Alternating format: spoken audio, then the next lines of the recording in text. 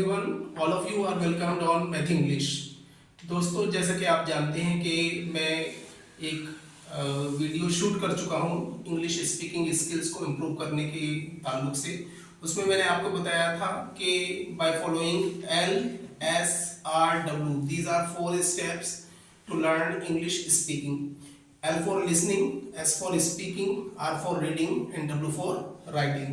तो अगर हम लिसनिंग, स्पीकिंग, रीडिंग और राइटिंग इन चारों स्किल्स के ऊपर वर्क करते हैं तो हम देखेंगे कि बहुत जल्दी हम अपनी इंग्लिश लैंग्वेज को इम्प्रूव कर सकेंगे और हम अपनी डेली लाइफ में इंग्लिश के लिए अपने आप को कॉम्पिटेंट महसूस कर पाएंगे। इसी कड़ी को अब आगे बढ़ाते हुए मैं आपके सामने कुछ डेली यूज सेंटेंसेस की एक सीरीज लेके आ रहा हूँ और उसी सीरीज में आज एक फर्स्ट वीडियो मैं आपके सामने लेकर आ रहा हूँ। तो इसमें हमने सिर्फ 5 डेली यूज सेंटेंसेस को पेन डाउन किया है। अगर हम इन 5 डेली यूज सेंटेंसेस को पेन डाउन करके उसको हैबिट में लाएं, उसको लर्न कर लें और उसके बाद हम इनको अपनी डे टू डे लाइफ में इनको इस्तेमाल करने लगें और इसी तरीके से अगर हम रोज़ाना ज़्यादा नहीं सिर्फ 5 सेंटेंसेस को एक तरीके से याद करके उनको अपनी हैबिट में ले आएं और उनको अपनी डे टू डे लाइफ में इस्तेमाल करें तो very soon you will feel that you have become a competent person in English speaking।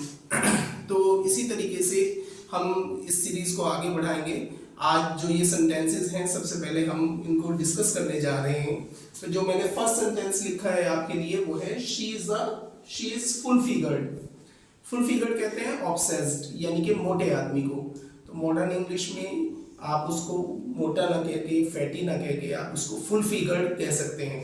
तो शी इज फुल फिगर्ड का मतलब हुआ वह मोटी है। Second sentence is he is a couch potato.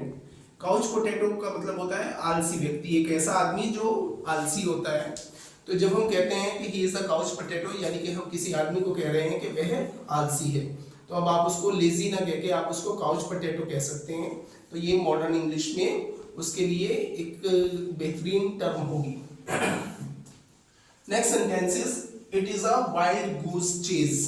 Wild goose chase का मतलब होता है व्यर्थ का काम, बेकार का काम, एक ऐसा काम जिसका आउटपुट कुछ नहीं निकलने वाला है, जिसका हासिल कुछ नहीं होने वाला है और आप उसमें अपना टाइम वेस्ट कर रहे हैं। तो अगर आप किसी काम को कहते हैं कि it is a wild goose chase यानी कि आप उस काम को ये कह रहे हैं कि ये बेकार का काम है, फिजूल का काम है।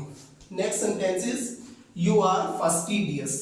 यू आर फास्टिडियस का मतलब होता है आपको खुश करना मुश्किल है। एक ऐसा आदमी जिसको खुश करना आसान नहीं होता है, जिसको आप खुश करने की कितनी भी कोशिश करें लेकिन वो आसानी से खुश ना हो, ऐसे आदमी को आप फास्टिडियस कहकर एड्रेस कर सकते हैं। And the last sentence is she is morose. Morose का मतलब होता है एक ऐसा आदमी जो चिड़चिड़ा होता है, जो तुनक मिजाज होता है, जिसको आप कोई हल्की सी बात कह दें तो वो उस बात का बुरा मान जाता है।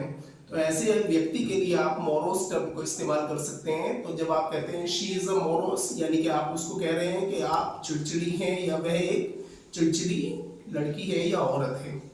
तो आई होप कि ये सेंटेंसेस आप पेन डाउन करेंगे और इनको अपनी डे टू डे लाइफ में आप इस्तेमाल भी करेंगे। इसी तरह के और वीडियोस के साथ बहुत जल्द हाजिर होता हूँ। तब तक कनेक्ट रहिए मैथ्स इंग्लिश के साथ। Thank you, have a nice time.